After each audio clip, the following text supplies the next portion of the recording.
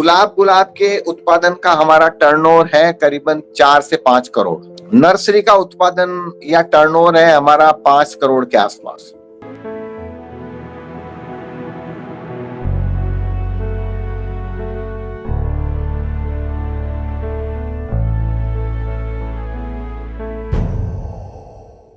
नमस्कार दोस्तों, स्वागत है आप सभी का हमारे चैनल में। आज हम बात करने वाले हैं एग्रो फार्म के बारे में। आज हम जानेंगे कि एग्रो फार्म कैसे की जाती है, एग्रो फार्म करने का प्रोसीड्योर क्या होता है और इसमें अच्छा मुनाफा कैसे कमाया जा सकता है। इसके ऊपर जानकारी देने के लिए आज हमारे साथ जुड़े हैं कैलाश चंद्र जी। वेलकम कैलाश जी हमारे चैनल में। सबसे पहले हमारे व्यूअर्स को अपने और अपने काम के बारे में थोड़ा बताइए। मेरा नाम कैलाश चंद्र चौहान है। मैं राजस्थान में अजमेर तहसील के अंदर पुष्कर से बिलोंग करता हूँ और एक फार्मर फैमिली से बिलोंग करता हूँ। मेरा पूरा परिवार कृषि कार्यों से जुड़ा हुआ है। मैं राजकीय सेवा में सहायक लेखाधिकारी ग्रेड फर्स्ट के पद से सेवानिवृत्त हुआ हूँ। मैंने 40 साल की सेवाएं राजस्थान सरकार को दी है। सेवाओं में रहते हुए हमारा जो बेसिक कार्य था कृषि से संबंधित, उस कृषि से संबंधित कार्य के अंदर मैंने ऑर्चर्ड डेवलपमेंट और नर्सरी डेवलपमेंट की तरफ अपना फोकस किया और इसमें मेरा प्रयास रहा कि मैं मेरे परिवारजन को, मेरे छोटे भाइयों को इस धंधे से जोड़ के, इस व्यवसाय से जोड़ से आधुनिक टेक्निक से कृषि करके व्यापारिक क्रॉप्स प्राप्त करें। इसके पीछे मेरा पूर्ण फोकस यही रहा था। सर, आपको लगभग कितने साल हो गए हैं फार्मिंग करते हैं और आप कितने साल से फार्मिंग शुरू किए थे, और आपने जो पहला जो फसल, आपने कौन से फसल से आप शुरुआत किए थे? ऐसा है, मेरे पिताजी, मेरे बड़े पिताजी, चाचा जी वगैरह ये मतलब पुरखों से कृषि का कार्य कर रहे हैं, मगर वो ट्रेडिशनल खेती करते थे।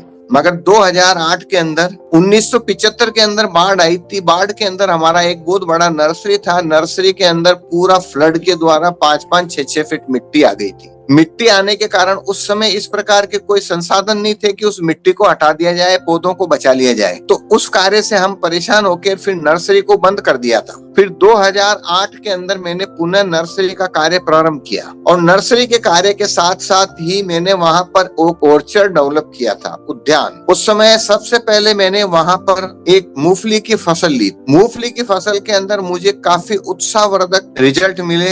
1800 बोरी मूंगफली का उत्पादन हुआ था, जो मैं समझता हूँ मेरे जीवन का सबसे बेहतरीन प्रोडक्शन था।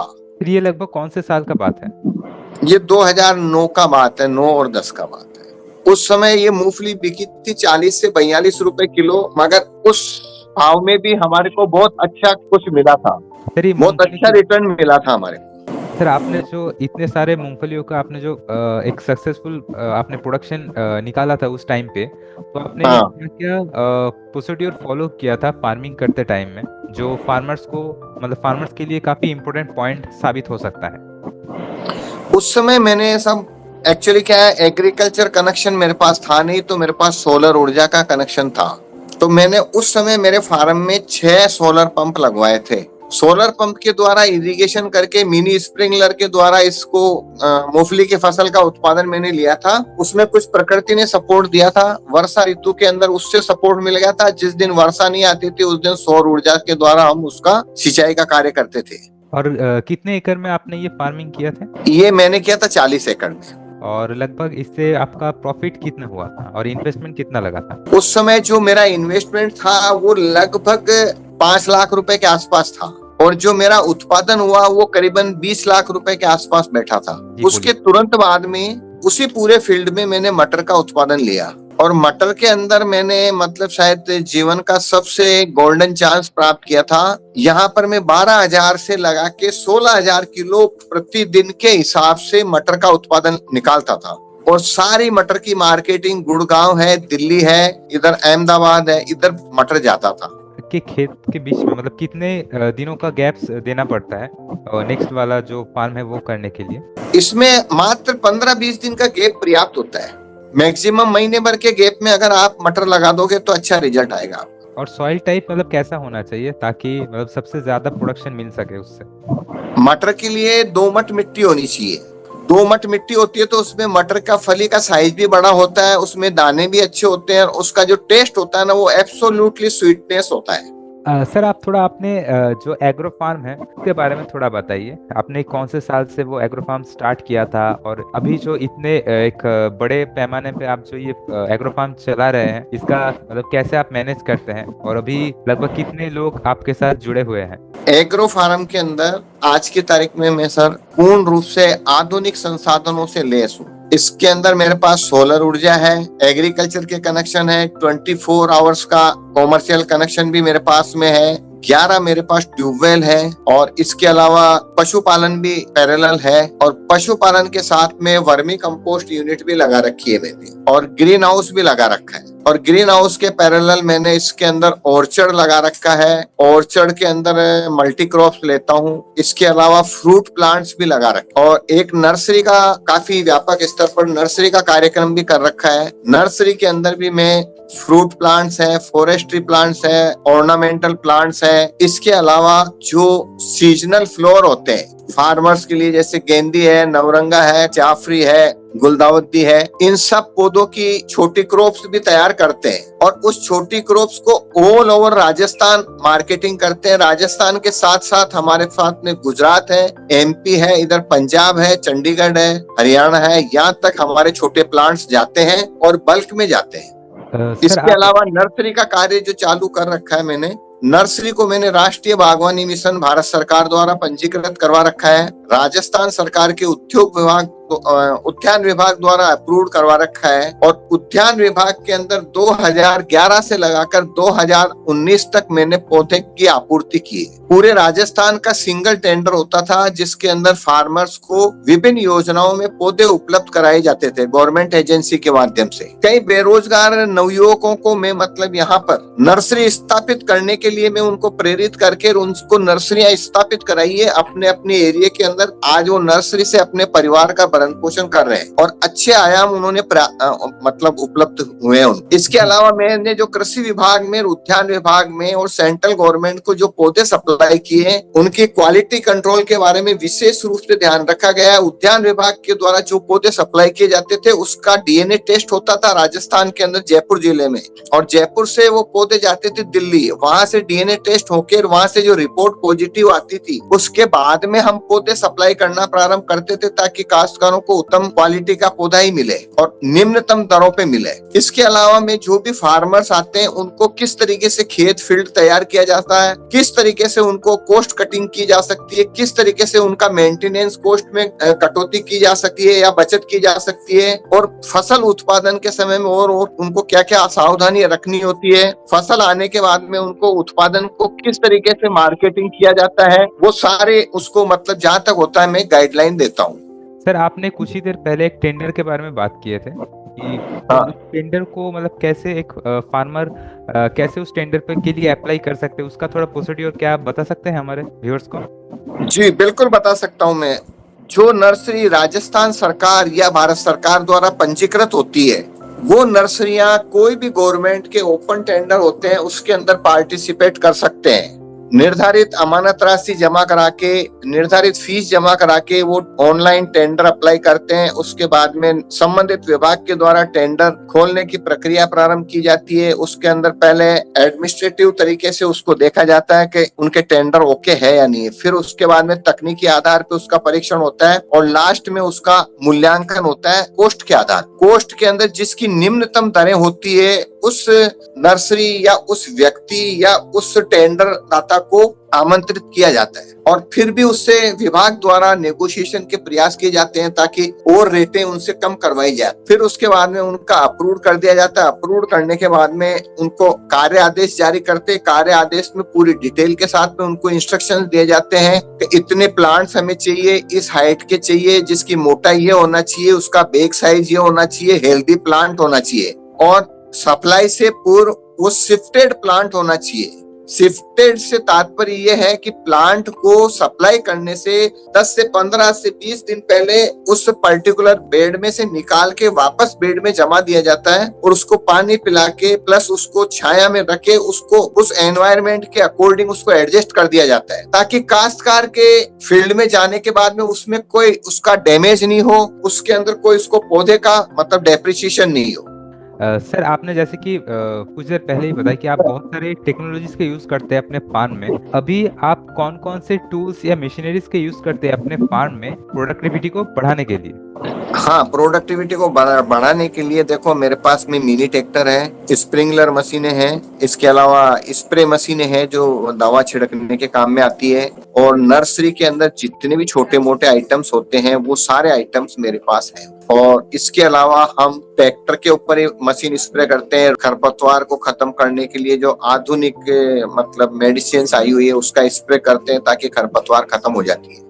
मटर के बाद आपने मतलब कौन कौन से फसलों का आपने खेती शुरू किया था? मटर के अलावा मैंने धनिया लिया है, मूली ली है, प्याज लिए हैं, टमाटर लिया है, और इसके अलावा तरबूज और खरबूज भी लिया है। इसकी मास क्वांटिटी में मैंने प्रोडक्शन किया है। गेहूं लिया है, जो लिया है, और गंवार गंवार में जो जिसकी वेजिटेबल बनती है ना, वो गंवार लिया है। एक जानवरों के लिए गंवार अपन बनाते हैं, गम वाला, वो लिया है। सर आपने मतलब आप पशुपालन भी आप करते हैं भी, कौन कौन से पशुओं का पालन आप कर रहे हैं?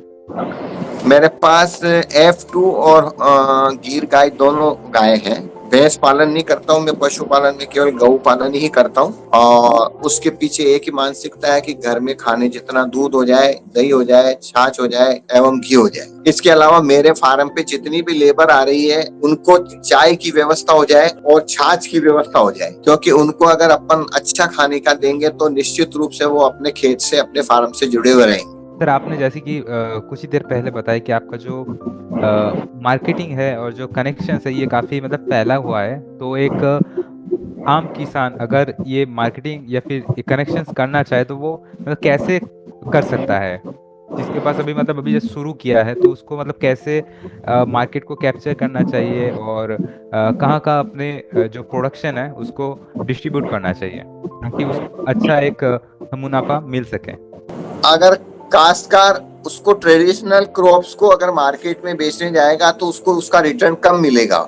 जिस जगह उसकी डिमांड अच्छी है उस जगह अगर उसको सप्लाई करेगा या एक पर्टिकुलर टाइम के लिए रोक के अगर उसको सप्लाई करेगा तो उसको अच्छा रिटर्न मिलेगा। जैसे मैं आपको बताना चाहूंगा, पुदीना होता है, बहुत सामान्य फसल है। पुदीना, अभी हरा पुदीना अगर बाजार में बेचने जाते हैं तो 10 रुपए से 15 रुपए किलो बिकता है। इस पुदीने की कटिंग करके आप इसको सुखा लीजिए। सुखाने के बाद में इसको आप नेशनल लेवल के किसी भी मार्केट में बेच दीजिए, चाहे आप दिल्ली में भिजवा दीजिए, चाहे आप अहमदाबाद भिजवा दीजिए, चाहे आप जयपुर भिजवा दीजिए, सभी जगह आपको कम से कम 125 से 150 रुपए किलो का दर से आपका विक्रय हो जाएगा। तो इसके अंदर एक साथ पैसा आएगा, अच्छी क्वांटिटी में पैसा आएगा। इसी तरीके से अगर आंवले की क्रॉप्स की अपन बात करते हैं, आंवले के क्रॉप्स के अंदर अगर आप आंवले से उसका शरबत, आंवले से उसका कैंडी और आंवले से उसका अगर मुरब्बा बनाते हो तो कैंडी बिकती है 150 रुपए की 1 किलो। उसकी कॉस्टिंग आती है 50 रुपए किलो। 50 रुपए किलो का उत्पादन खर्च होने के पश्चात अगर वो 125 से 150 रुपए किलो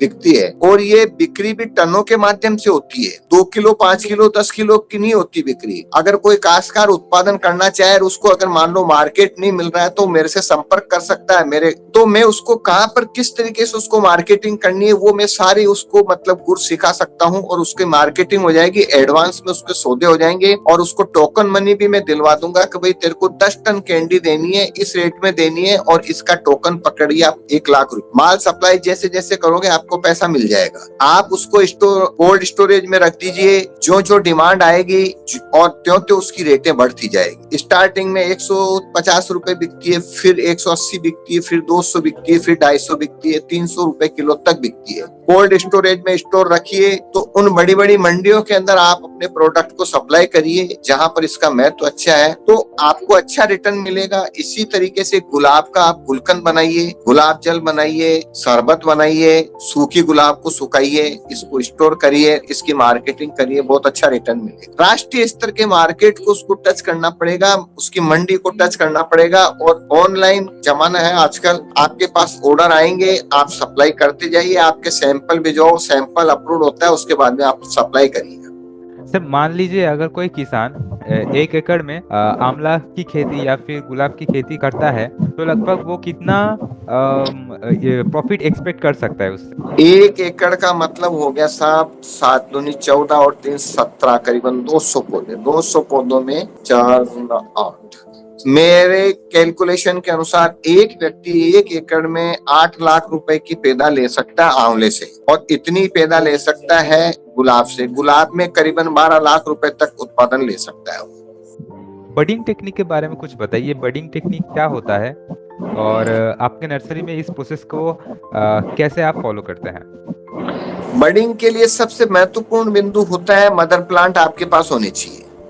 अगर आपके पास मदर बर्ड्स नहीं है तो आप बडिंग में सक्सेस नहीं होगे। मैंने मेरी नर्सरी पे 1.5 से 2 लाख पौधे आंवले के प्रति वर्ष, 1 से 1.5 लाख बेर, और इसी तरीके से 1 से 1.5 लाख अनार और 2 से 2.5 लाख नींबू के पौधे तैयार करता हूँ बडिंग से के आधार पर। उसके अंदर मदर प्लांट्स मेरे पास है। पहले मदर प्लांट्स नहीं थे तो मुझे राजकीय नर्सरियों से मदर बर्ड्स मंगवानी पड़ती थी। जैसे मैं जोधपुर से मंगाता था, अजमेर के अंदर केवी के है वहां से मैं लेके आता था। फिर उसके बाद में मदर प्लांट्स मैंने मेरे फील्ड में लगा लिए, तो उसके अंदर देसी पेड़ की स्टिक अपने को थैली के अंदर तैयार करनी पड़ती। वो तैयार करने के पश्चात क्राफ्टिंग के समय में बडिंग करने वाली लेबर को मैनेज करके, जो स्किल्ड पर्सन होते हैं, जो ट्रेंड पर्सन होते हैं, जिनके पास डिग्री होती है, एक्सपीरियंस होता है, उनको पर आवर के अनुसार अपन मजदूरी देकर और अपनी गाइडलाइन के अंदर मैं उनको बडिंग करवाता हूँ। जिस एरिया में बडिंग कराता हूँ उस पूरे एरिया के अंदर ग्रीन नेट से छा देता हूँ ताकि उनको धूप नहीं लगे। और पौधों को बडिंग करते समय पहले उनके ऊपर की टहनियां, पत्ते सब हटा दिए जाते हैं। फिर उसके अंदर क्या है कि मदर प्लांट से जाके बर्ड्स लाई जाती है। बर्ड्स लाके और बर्ड्स को निकाला जाता है, छोटे से चाकू से, इंस्ट्रूमेंट से निकाला जाता है। फिर उस जो स्टिक होती है, स्टिक के अंदर एक चीरा लगा के और उसके लीव्स को इस घुमा फिरा के और उसके अंदर उसको पिरो दिया जाता है। पिरोने के बाद में उसको प्लास्टिक की थैली से पैक किया जाता है। पतली प्लास्टिक होती है तो उसको पैक कर देते हैं और उसके बाद में उसको 2 दिन तक पानी नहीं देते हैं। उसके पश्चात उसका चलना शुरू हो जाता है। फिर उसके अंदर जो छोटी छोटी देसी फुटान आती है उसको अपने को हटाना होता है, उसको रिमूव करना होता है। फिर धीरे धीरे 10 से 15 दिन के अंदर वो जो आंख अंदर इनबिल्ड होती है, इनबिल्ड करते हैं अपन ऑपरेशन के द्वारा, उसके अंदर उसके अंदर एनर्जी जाने के बाद में वो फूलना शुरू हो जाती है और फिर वो धीरे धीरे बाहर निकल जाती है। सर, आप अपनी फार्म में फसल की जो सिलेक्शन है ये डिमांड के बेस पे करते हैं या फिर क्लाइमेट के बेस पे करते हैं? नहीं, ये क्या होता है कि हम डिमांड भी रखते हैं, डिमांड के अनुसार भी रखते हैं, और किसी चीज में अगर हमारे को स्पेशलाइजेशन है तो वो प्लांट्स हम ज्यादा तैयार करते हैं और फार्मर को मोटिवेट करते हैं, आप ये प्लांट लगाइए और आपको अच्छा रिजल्ट मिलेगा। कई फार्मर्स को हम जबरदस्ती 5-5, 10-10 पौधे देते हैं, उसका रिजल्ट 1 साल बाद में आने के बाद में उसके आसपास के जितने फार्मर है बिना कहे वो प्लांट ले जाते हैं। बेसिक रूप से हमारे को प्लांट लेना होता है, डिमांड के अनुसार ही उत्पादन हमारे को करना होता है। सर, आपके अनुभव में फार्मिंग करते टाइम में कौन कौन से बड़ी गलतियां होता है जो फार्मर्स को अवॉइड करना चाहिए? एक तो फार्मर को सबसे बड़ी गलती ये करता है कि वो पौधे परचेज करने के पश्चात, लगाने के बाद में वो ये अपेक्षा कर लेता है कि मैंने तो पौधा लगा दिया 100 रुपए का या 200 रुपए का प्लांट लेके, अब मेरे को इसमें रिटर्न मिलना चाहिए। उसको तैयार करने की तरफ उसका फोकस नहीं रहता है, वो लापरवाही कर जाते हैं। टाइम से उसकी गुड़ाई नहीं करना, टाइम से उसमें कोई स्प्रे नहीं देना, टाइम से उसकी कटिंग नहीं करना, उसकी तरफ उनका अटेंशन होना चाहिए। एक पौधे को तैयार होने में मिनिमम 3 इयर्स लगते हैं। 3 साल तक उनको पूरा डेडिकेशन होना चाहिए, जब जाकर वो उस पौधे से अपना रिजल्ट ले सकता है। कई काश्तकार ये सोचते हैं कि यार हमने इसके अंदर इंटरक्रॉपिंग ले रहे हैं, लापरवाही से पौधे को तोड़ देते हैं, मरोड़ देते हैं, या कल्टीवेशन के दौरान या मतलब हल चलाने के दौरान ट्रैक्टर के द्वारा तोड़ दिए जाते हैं, गुड़ाई में काट दिए जाते हैं। उसकी सावधानी बरतनी चाहिए, पौधों को पूरी सुरक्षा देनी चाहिए, उनमें उपयुक्त तरीके से खाद डालना चाहिए, उपयुक्त तरीके से उनको पानी पिलाना चाहिए, उसमें पेस्टिसाइड वगैरह जो स्प्रे करनी है टाइम से करना चाहिए। उसको कोई बीमारी हो रही है तो उससे तुरंत उसका इलाज करना चाहिए ताकि पौधा अच्छे तरीके से बने, तब जाके उसका उत्पादन शुरू होगा। 3-4 साल बाद में उत्पादन के प्रति आपको इतना डेडिकेशन करने की जरूरत नहीं है। अगर पौधा आपने लगाया, पेड़ आपने लगाया, तो आपको जीवन पर्यंत वो उत्पादन देगा। सर, आखिर में जो युवा फार्मर्स है उनके लिए आप क्या एडवाइस देना चाहेंगे? मैं युवा फार्मर्स को यही कहना चाहूंगा कि आप खेती की तरफ जुड़िए, आधुनिक तरीके से खेती करिए, हाई टेक्नोलॉजी के द्वारा उत्पादन करिए, आपको बहुत अच्छा लाभ होगा। और आप समूह के रूप में कई काश्तकारों को जोड़ के और उनके साथ फार्मिंग करिए, वो गाइड करिए, और उनके जो प्रोडक्ट हैं उनको एक निश्चित रेट के ऊपर लेने के लिए आप उनको एक बॉन्ड भर के दे दीजिए, ताकि वो भी मेहनत करेंगे। उनके प्रोडक्ट को आप बड़े शहरों के अंदर अपने ब्रांड के नाम से उसकी मार्केटिंग शुरू करिए। धीरे धीरे आपका नाम, आपका सिंबल चलेगा और आप फिर पहले हजारों में डील करोगे, फिर लाखों में, फिर करोड़ों में आपका टर्नओवर होगा। आपका बहुत बहुत धन्यवाद इतना वैल्यूएबल टाइम हमारे साथ शेयर करने के लिए। मेरे अनुभव का लाभ अधिक से अधिक काश्तकारों को मिले, मैं यही उनसे कहूंगा।